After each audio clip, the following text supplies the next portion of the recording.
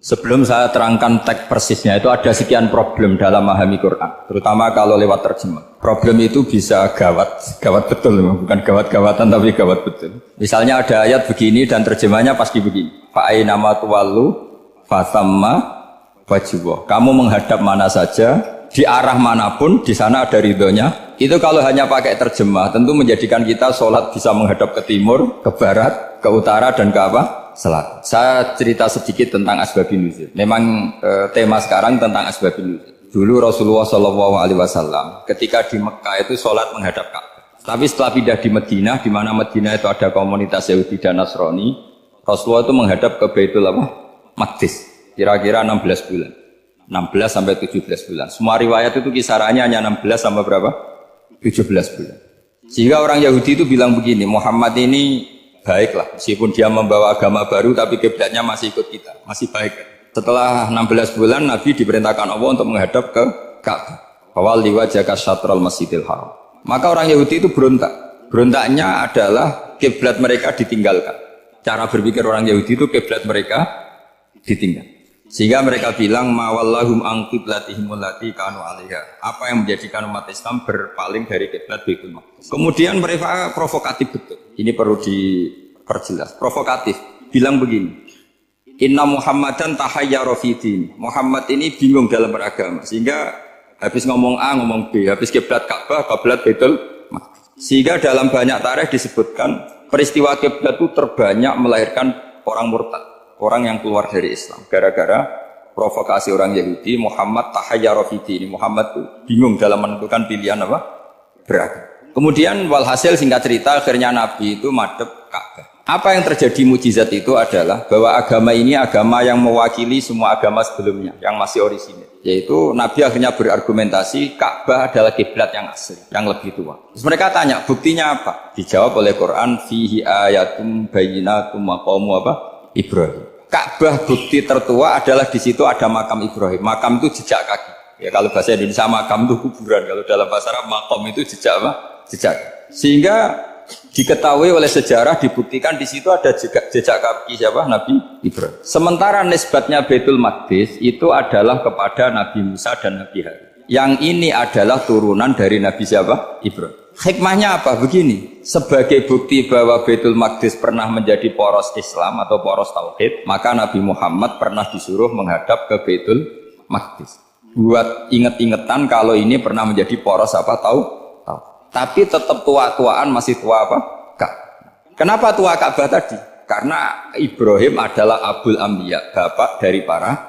Dan di situ ada jejak kakinya. Fihi ayatum bayyinatum maqam. Bukti itu belum cukup. Dibuktikan lagi bahwa Ismail kecil itu hidupnya di Ka'bah. Kita tahu sa'i baina Safa wal Marwah adalah karena Siti Hajar sedang mencari apa?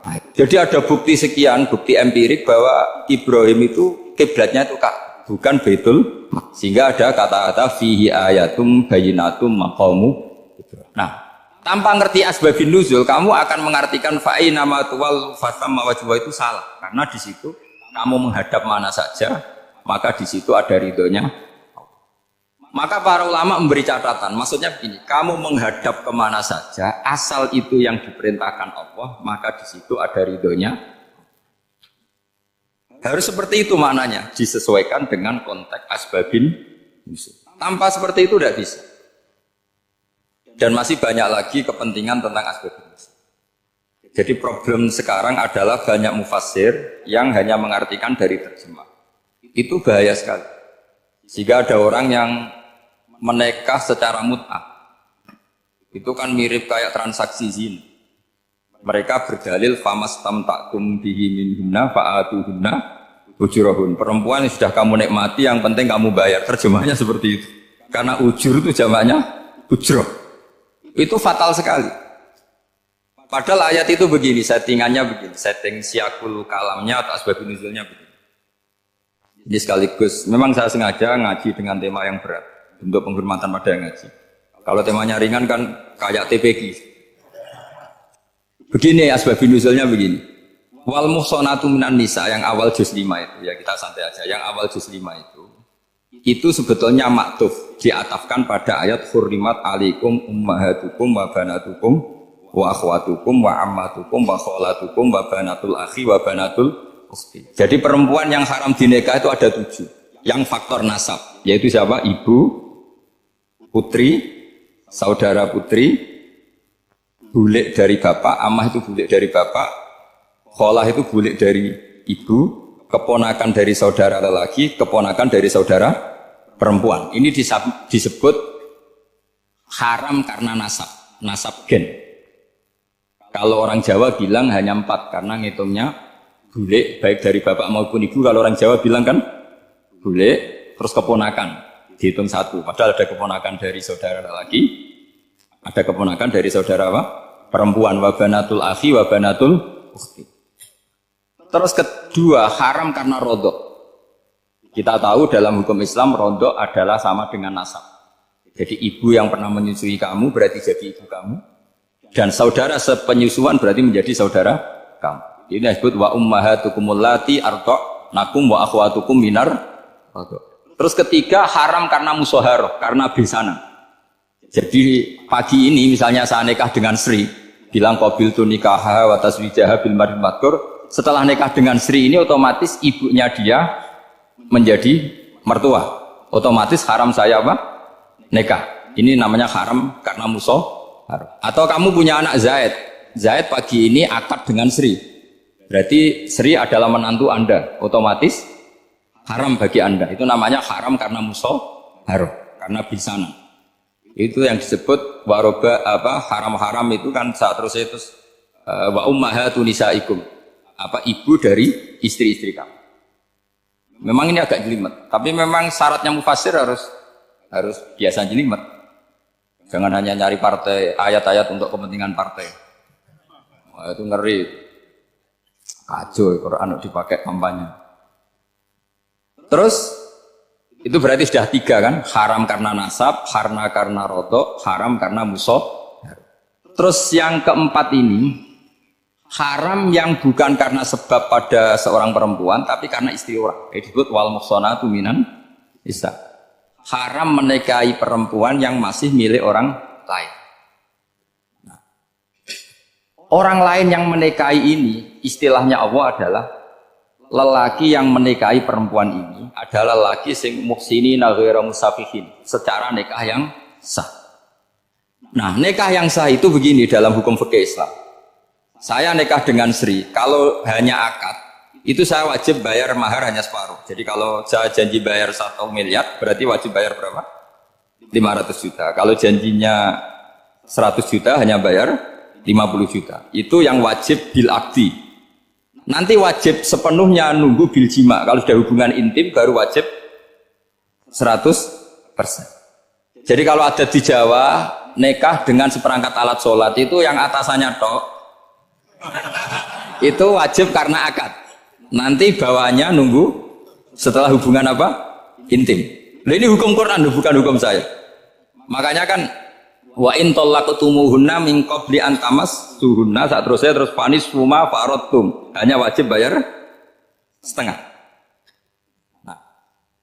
Nah, perempuan yang sudah diajak hubungan intim itu kata Allah fa'atuhunna ujurahun, maka wajib kamu bayar Jadi ayat itu tentang perempuan yang sudah dinikah, kita harus bayar berapa? Harus bayar penuh. Ini penting saya utarakan. Nah, problem kita sebagai orang Indonesia ini juga problem Pak On, problem semua kiai. Mahar di Indonesia itu nggak bisa dibahas di Quran karena keterlaluan, kecilnya itu keterlaluan.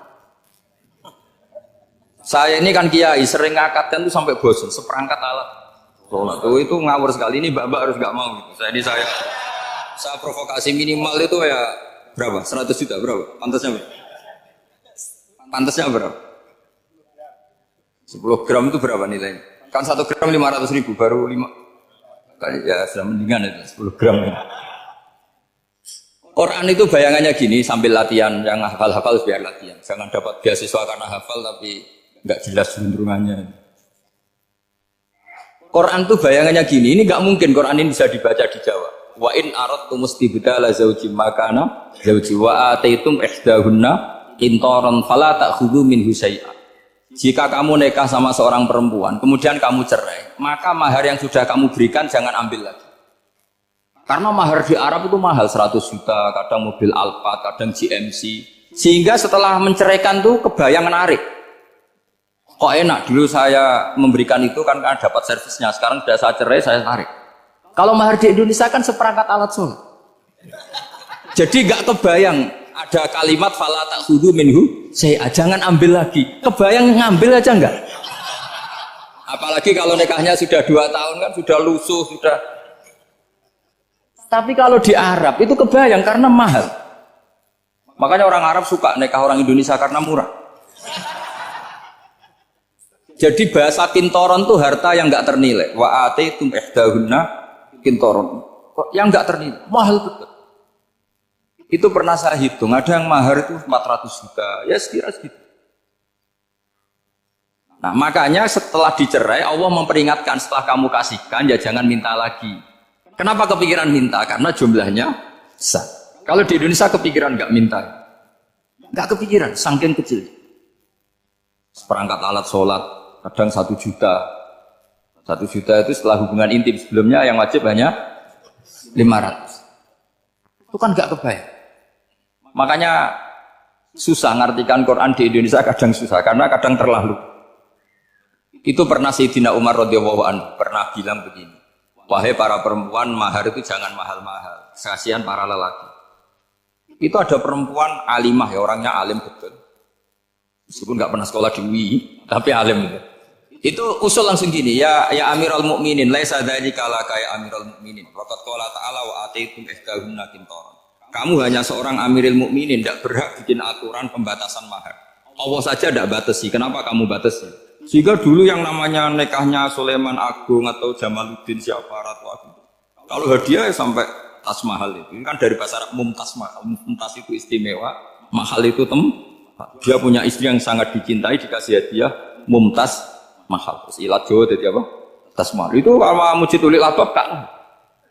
Itu kalau cerai kan kepikiran minta lagi. Dikasihkan yang baru maksudnya. Tapi kalau di Indonesia tidak mungkin karena apa tadi? Seperangkat alat sholat. Begitu nyari yang murah lagi. Yang bagus kitanya, bungkusnya yang bagus.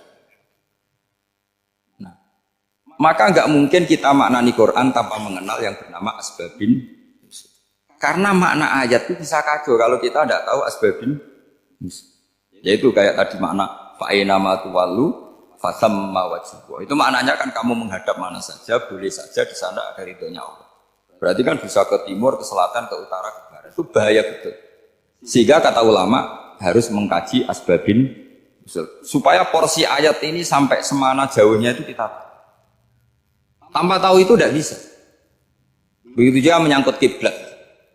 Sekarang saya tanya, kemarin kan ramai dulu di Kemenak. Kiblat semuanya diukur dengan GPS, terus beberapa masjid dikomentari salah. Karena diukur pakai apa? GPS. Kalau dalam bahasa falak disebut yaumarostil kiblat. Memang bisa diilmu. Tapi pertanyaannya begini, dari awal Allah ngendikan fawal liwajhaka syatral masjidil haram. Kamu yang penting sholat itu menghadap masjid. Masjid itu ya bangunan. Sehingga kata Ibnu Abbas yang diriwayatkan banyak ulama mengatakan al-Ka'bah kiblatun li ahlil masjid wal masjid kiblatun li ahlil haram wal haram kiblatun li ahlil masyriq wal maghrib. Jadi kalau orang di dalam masjid kiblatnya harus Ka'bah. Di luar masjid kiblatnya asal bangunan Masjid Haram. Tapi di luar sini kayak di Indonesia boleh semua tanah. Kenapa begitu? Kata Ibnu Abbas karena Quran turun di lisanin Arabiyyin mubin. Jadi kalau orang Jogja kalau mau ke Jakarta arahnya kemana? Barat. Itu sebetulnya ketika Anda ke barat itu persis Jakarta apa bisa saja pasnya itu Pangandaran. Tapi orang itu akan bilang kalau ke barat ya ke Jakarta. Meskipun presisi Anda tepatnya di Pangandaran. Nah kiblat seperti itu, asal orang menghadap ke barat itu orang sudah bilang ke kiblat. Gak usah sedetail misalnya harus pas Kak. Saya pernah debat sama tim ahli Kemenak.